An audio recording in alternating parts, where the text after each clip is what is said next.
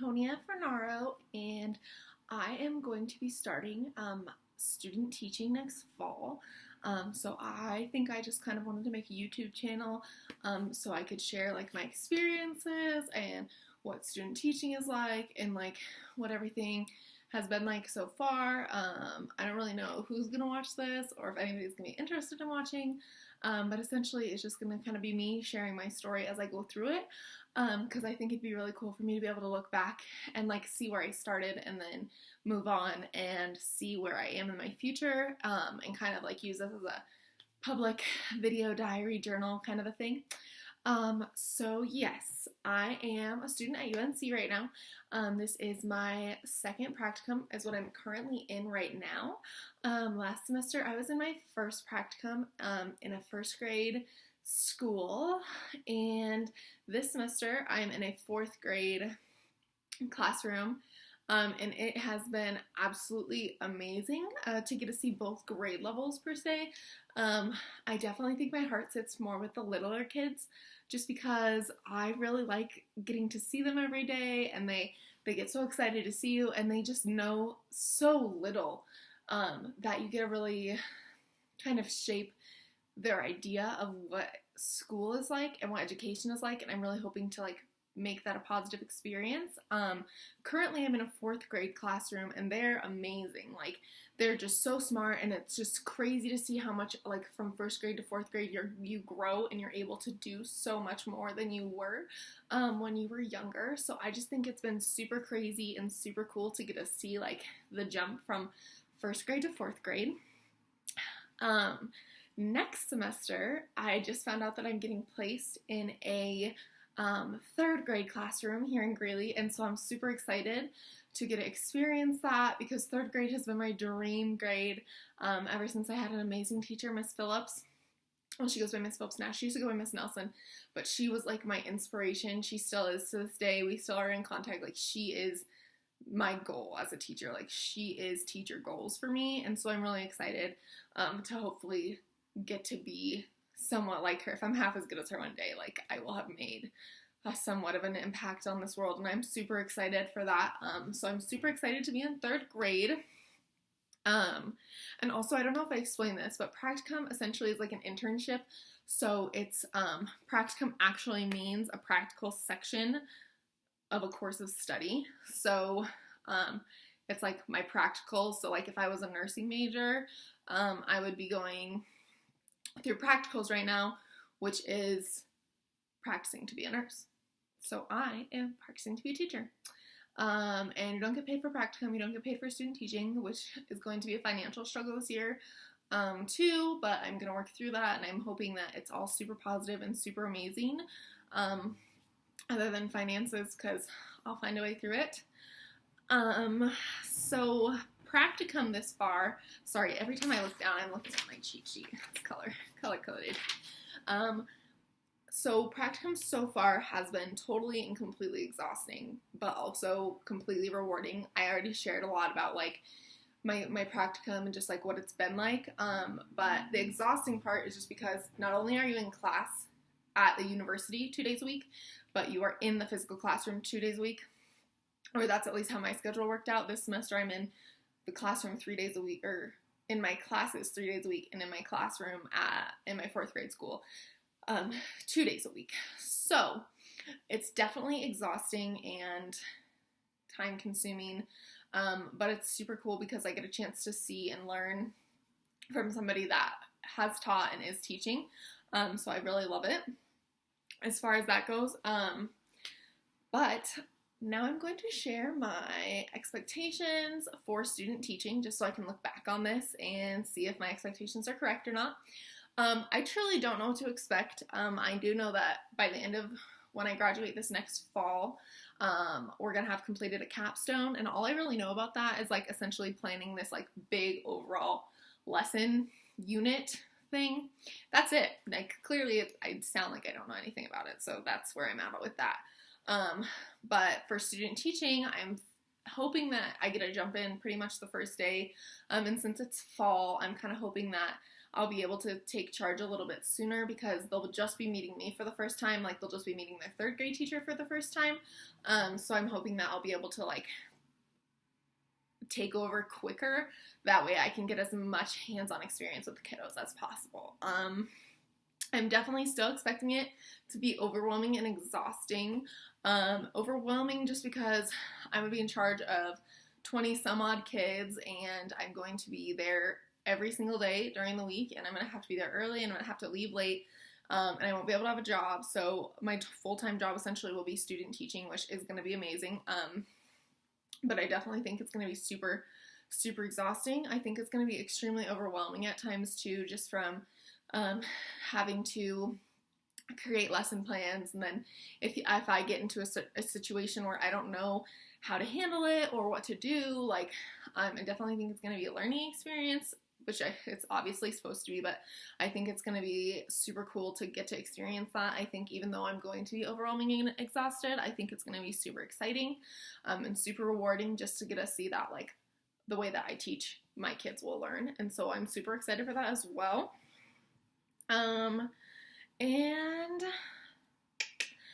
I'm definitely expecting to be thinking on my feet. That's the two things so far in both my practicums. You're always thinking on your feet. There's never a day that your lesson goes exactly how you plan it. I've written lesson plans that are 4 pages long, and then we completely veer off and we're totally into a different lesson, and that's just how it goes. So I think that that's going to be super cool, though, to, like, see where I can take myself just based off of my background knowledge and just kind of pull and just go where the conversation takes us in the classroom. So I think that's going to be super rewarding for us as well. Super cool for me to get to see how I think on my feet. I think it's going to be full of some joy and hope just because this is my dream. Like, I have wanted to teach for so long, and so finally getting to, like, I'm so close. I'm right at the threshold of, like, beginning the best career in the world. And I can't wait to, like, finally experience that every single day and not have to worry about other classes and just put my whole entire heart into it. So that's really what I'm expecting. I'm also trying to go in with no expectations. So if my teacher doesn't let me teach right away, then I'll wait on it. But I'm just going to try and get as involved with the kids as I can so that way they're comfortable with me. So when I do start putting my procedures in, I hope that they'll just take on to it and go straight with everything. But that's in a perfect world, and we all know that perfect worlds don't exist in education, but that's okay. So I'm super excited for that too. So I'm preparing for the student teaching journey in a lot of different ways. Mostly just getting excited about it. Like, I know most people are like, oh my god, last first day. And I'm over here like, I get to have first days for the rest of my life. I will never have a last first day of school until I retire. But I'm just so excited to never have to be done with school. And I was never good at school as a kid. I worked really hard to be where I'm at and to be this close to my dream and to be able to learn. Learning was hard for me. So I'm super excited to, like, get to use some strategies that I used as a student to help other students succeed and learn. So what I'm doing to prepare, I am going crazy on Teachers Pay Teachers. And if you are a teacher or a soon-to-be teacher watching this video and you don't know what that is, you need to. TeachersPayTeachers.com. It is the craziest, best resource for teachers, especially new teachers. Even if you don't want to buy anything from their website, it's amazing. They have, like, free name tags and free lesson ideas and lesson templates, and, like, some of it costs money, but it's super cool because they fit the standards and they go by grade level. And so I've gone crazy on that so far. I just bought a planner from them, and the May edition, or the new 2019-2020 planner comes out in May. So I'm super excited to get it finally put together. And when it comes together and I've got it all together and I have it laminated and everything, I will definitely show you guys that because I'm super excited. Just for my planner alone, like, I love school supplies, which is another benefit of getting to teach for the rest of my life. I'll get to use cool colors and pens and all that jazz. So I'm super excited about that. I'm going to buy my first teacher's bag, you know, like the really big boxy bags that teachers have to carry all their papers. I'm going to buy one of those this week. So I'm super excited about that. And I also have to buy a whistle because for some odd reason I don't have one. And teachers need whistles for recess and calling things in. So I'm gonna get a whistle, and I know these are like little things, but like being this close, I'm just so excited for like anything I can get my hands on teaching related. And then I'm gonna start like thinking through different procedures that I want to put in place in my classroom. For example, the first grade practicum that I was in last semester, she was super cool with bathroom breaks, and for being first graders, they were very independent about needing to go to the restroom. And so when they did, they'd go over by the door, they do the symbol for bathroom, and you just shake your finger back and forth, and you put your finger between your thumb and your index finger, and you do this, and you just stand there quietly. And then she had a little chart with their numbers 1 through 26. And then when she gave them, she either nodded her head yes or nodded her head no. And if she was like in the middle of direct instruction, she would nod her head no. But if it was a good time, like they were doing independent work, she'd nod her head yes, just so that way we didn't interrupt the class. And I really loved that. I thought that was a super efficient way to get kids to do it without distracting the class and like in the middle of a great discussion being like, Miss, can I go to the bathroom? Like, I think that's a super cool way. So like that's something I definitely want to put in my classroom. And she had a little clip that they put on their number, and then a clip that they put on their shirt, and then they put it back when they came back, and they'd sit down. And it's also a super cool way to see who's out of your classroom. So if you have a fire drill or tornado drill or something, or a real thing, then you can look quickly, know whose number it is, and immediately know where they are. And she had 3 different colored clips. One was for the office, one was for the boys, girls, one was for the boys' room, one was for the girls' room, and one was for the office. So she had 4 different colored clips. But that's something I'm planning on doing. I'm trying to think of classroom rules, but I think that that's something I kind of want to do with my kids,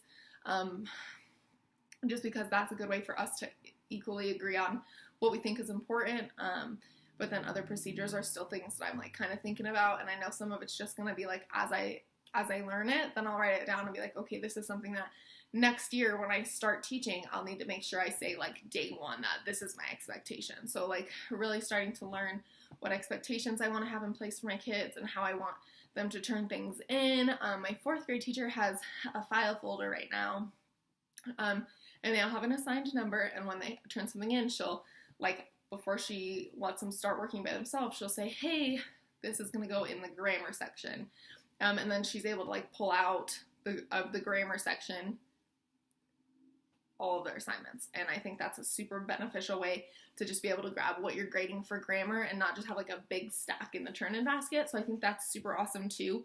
But those are just some little things. And then I haven't really thought about how I'm going to do this yet. I have contacted the teacher that I'm going to be working with, and I just let her know who I was and if she wanted to meet, whatever.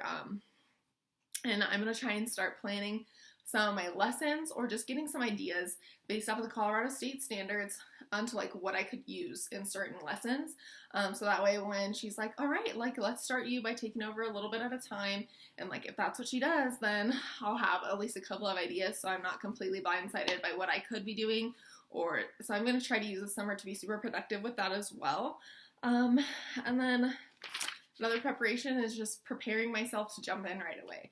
Because if she like wants to hand over the reins day 1, then I am just going to have to go with it, roll with the punches, and hope for the best.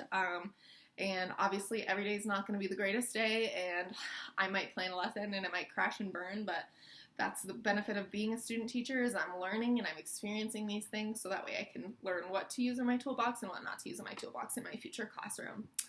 I'm going to try to do this hopefully twice a month. Just so that way, because I know like life gets busy and things get busy, so I'm gonna try and stick to 2 times a month, but like if something just exciting and I want to put up a quick little video, then I'll do that, because sometimes kids say something and I like write it down just because I can't believe what they said, and I want to share that right away, so I might make a quick little video and upload it as quickly as I can, but I'm gonna try and do one twice a month otherwise. And then I'm excited to really start this journey and officially start the job that I've waited for and wanted to do my whole entire life. And I am excited to talk to all of you about it. And if you have questions, you can post them in the comments. Obviously, I don't know everything yet, so if you have questions, I will answer them to the best of my ability. And if I can't answer them, I will go to somebody with a higher power and I'll have them help me answer the question. But if you're interested in following me and watching my journey, then cool, it's great to see you. And if not, thanks for watching this far anyways. And I really appreciate the support. Even if it means you're never going to watch me again, that's fine. So, yes, I wish all of you future teachers the best of luck, and I'm crossing my fingers that I have a great next semester, and I will let you guys know how my last day of practicum goes, and then as I start to plan an update for student teaching, I will let you guys know about that as well, so thank you. Bye.